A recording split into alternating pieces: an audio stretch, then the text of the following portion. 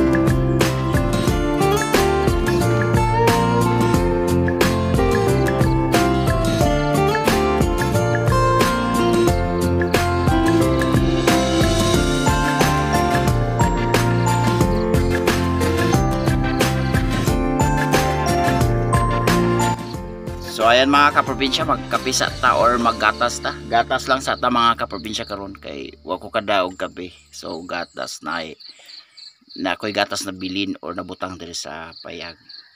So mo nang gatas lang sa atong imnon mga kaprobinsya yan.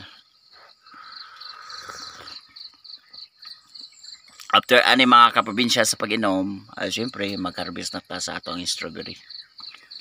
Ang atong strawberry mga kaprobinsya medyo kanang nasagbutan na kay mga sagbot no kay naigitrabaho sa balay mga kaprobinsya. So ana, so nagapasalamat po ko sa strawberry kay pinaagi sa strawberry na nahatagan po ta og kanang grasya po sa strawberry mga kaprobinsya. And ang atong strawberry gitigom-tigom na ko ang ginagmayng halin niya mga kaprobinsya hantod nga nakabuo unya, tapos nakatigom gamay. Pagka natigom nato gihinay-hinay nato og renovate sa balay. Ang tulo namo sa unang ato gipangilisa na nako kay di na gyud to makaya mga kaprobinsya kay kada ulan maka salod na lang mi sa tubig tag duha ka balde. Pwede na gyud kayo katulo.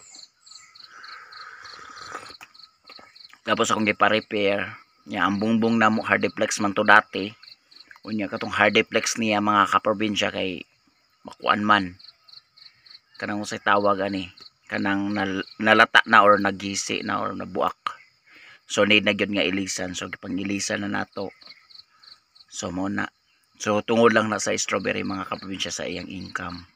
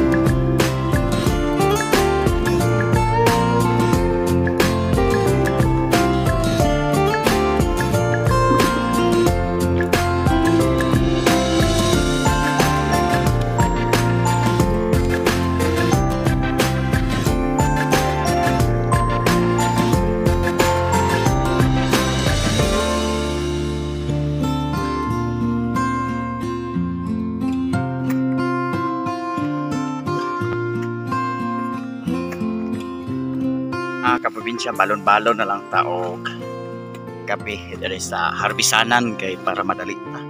Kay murag bisag yun ani na ang oras or ani ang takna mga kaprobinsya, pero ang ihang time nasa siya sa mga alas 6 in the morning na. So mo na dalo na natong kape din sa tong harbisanan.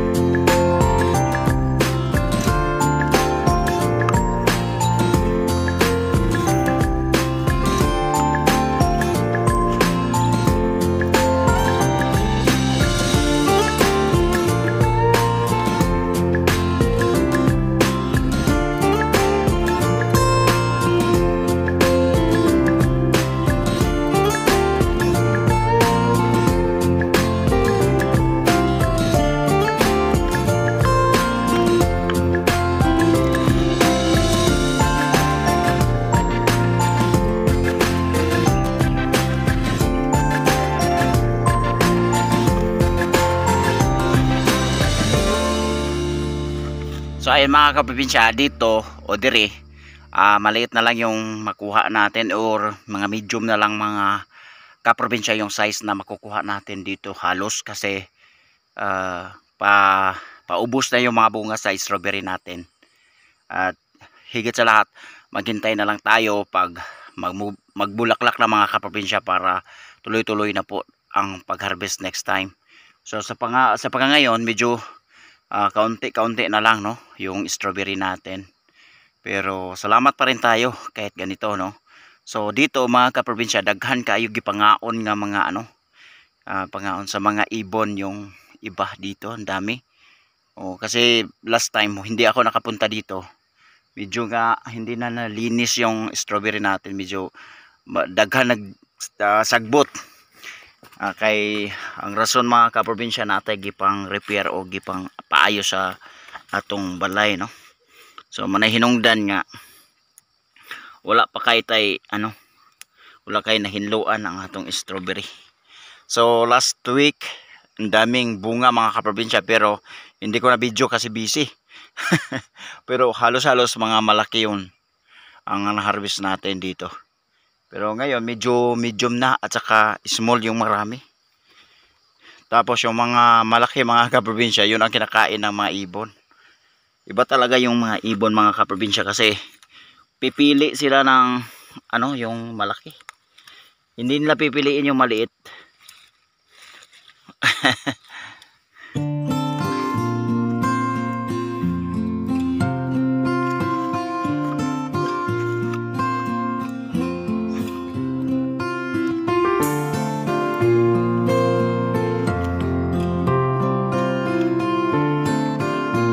So dito mga kaprobinsya, medyo na lang yung strawberry natin no. Medyo payat na strawberry natin, kaya kailangan ng palitan. So mag-garden na naman ako, preparation for February. Siguro February mag-umpisa tayo mag-garden para preparation yan para next December na naman no. Kasi ito mga kaprobinsya, siguro nasa mga malapit na magkakaroon ng 2 taon yung strawberry dito. Kaya yung pagtingin ko parang hindi na siya pwede or palitan na talaga siya. So magpalit na tayo dito para sa panibagong strawberry natin. So ito pa-stack natin or paanuhin muna natin yung lupa, pa-condition natin bago natin lagyan ng tanim. O yun mga kaprobinsya yung mga nasa isip ko para ito ay ma-ready din next time matamnan uli.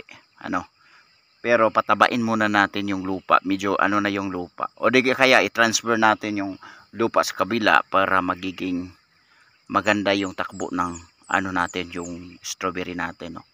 So kasi pag parating ng December, yung December mga kaprobinsya, doon kami ma-problema sa mga pagbunga ng strawberry kasi pag December hindi masyadong mabunga yung strawberry.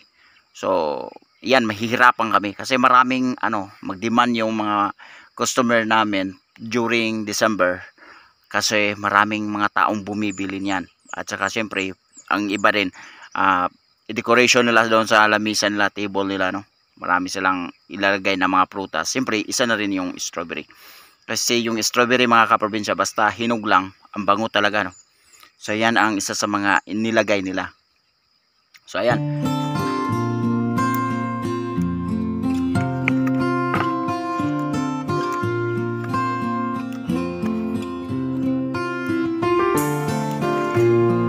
So ayan mga kaprobinsya, hanggang dito lang muna tayo, So dinhin lang taguto mga kaprobinsya. Salamat sa inyo hang pagsubaybay, pagkuyog, paguban ka na ako karong kabuntagon.